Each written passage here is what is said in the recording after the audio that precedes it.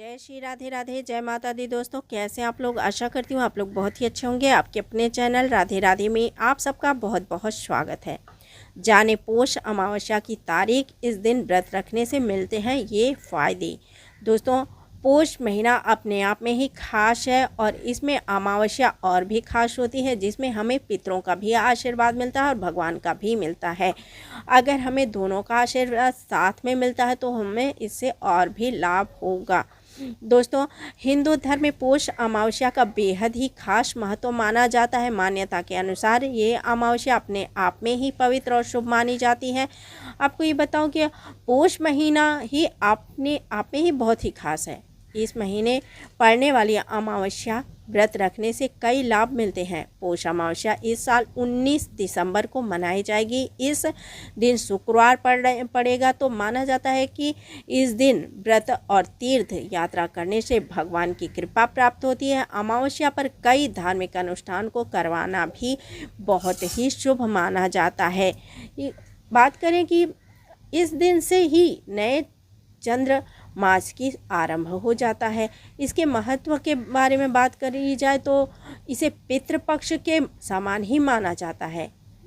तमाम लोग इसे पितृ अमावस्या के नाम से भी जानते हैं। तो आइए आज इस दिन व्रत रखने से मिलने वाले कुछ फ़ायदे के बारे में जानते हैं हम आपको इसी वीडियो में। तो पोष मास की अमावस्या का व्रत रखने से अनगिनत फ़ायदे मिलते हैं। आज कुछ ऐसे ही फ़ायदों के बारे में हम आपको बता रहे हैं। तो पहला फ़ायदा जो आपको बता रही हूँ मैं कि पोष अमावस्या के व्रत को अगर सच्चे मन से रखा जाए तो इससे धन धान्य की बढ़ोतरी होती है। साथ ही इस व्रत से सौभाग्य में वृद्धि होती है। साथ साथ हर काम में आने वाली बाधा भी खत्म होने लगती हैं। अब बात की जाए पोष मास की अमावस्या व्रत से मिलने वाले दूसरे फ़ायदे की, तो इस व्रत को रखने वाले इंसान को धीरे धीरे ज़िंदगी का उद्देश्य समझ में आने लगता है। इसी के साथ व्रत रखने वाले शख्स आदमी को या औरत माने जो भी इसका व्रत करता है उसके बारे में बताएं तो उससे आध्यात्म की ओर अपना कदम बढ़ाता है। बात करें कि इस व्रत से मिलने वाले तीसरे फ़ायदे की, तो ये पापों को नष्ट करने में सामर्थ्य है। इसके साथ शख्स की ज़िंदगी में सकारात्मक बदलाव आने लगते हैं। पोष मास के अमावस्या का व्रत रखने से पितरों का आशीर्वाद भी मिलता है। जिन लोगों पर पितृ दोष है वो लोग इस व्रत को रखेंगे तो उनकी ज़िंदगी में आने वाली कठिनाइयाँ दूर होने लगती हैं। इस व्रत को रखने से एक फ़ायदा ये भी होता है कि इसे रखने से मानसिक शांति की प्राप्ति होती है। जो लोग तनाव से घिरे रहते हैं और ओवर थिंकिंग का शिकार होते हैं, उन्हें इस व्रत को रखने के बारे में ज़रूर सोचना चाहिए, क्योंकि इस चीज़ में बहुत ही राहत मिलती है।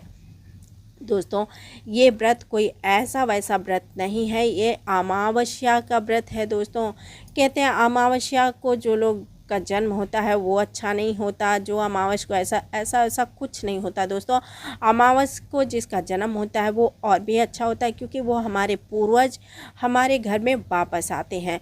तो हमें अपने पूर्वजों के आने पे दुख नहीं होना चाहिए, खुशी होनी चाहिए कि हमारे पूर्वज, हमारे पितृ, हमारे दादी नानी जो भी हैं वो आपके घर में अमावस्या के दिन जन्मी हैं।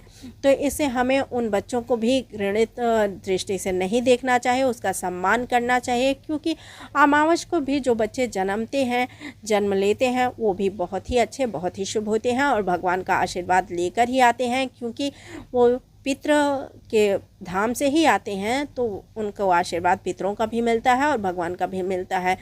दोस्तों, तो इसलिए वो अशुभ नहीं होते हैं, क्योंकि मैंने अब सुना है कि वो मैं जहाँ रहती हूँ वहाँ बातें इस बारे में होती रहती हैं कि पूर्णिमा को जन्मे बच्चे शुभ होते हैं और अमावस्या को अशुभ होते हैं। ऐसा नहीं होता, किसी का कुछ शुभ अशुभ कुछ नहीं होता, बस मान्यता होती है कि आप कुछ भी मानो वो होता है। लेकिन हाँ, भगवान का आशीर्वाद होता है, ये सच है। भगवान साथ हैं, ये भी सच है। भगवान है, ये सच है। लेकिन अशुभता को दूर करने की ताकत है भगवान में, ये भी सच है। तो अमावस्या के दिन हमें पितरों का आशीर्वाद मिलता है, ना कि उनका कोई दोष हमें लगता है। दोस्तों, आशा करती हूँ आप लोगों को ये बातें ज़रूर पसंद आएगी। अगर पसंद आए तो लाइक शेयर सब्सक्राइब ज़रूर कीजिएगा और एक बार पितरों के नाम पे जय श्री हरि विष्णु जरूर लिखिएगा। इससे हमारे पितर खुश होंगे, क्योंकि हमारे पितरों पर भगवान विष्णु की कृपा बनी रहे और हमारे पितरों को सुखी करें भगवान नारायण। इसी कामना के साथ इस वीडियो को यहीं समाप्त करती हूँ। और एक बार जय श्री हरि विष्णु, जय लक्ष्मी नारायण।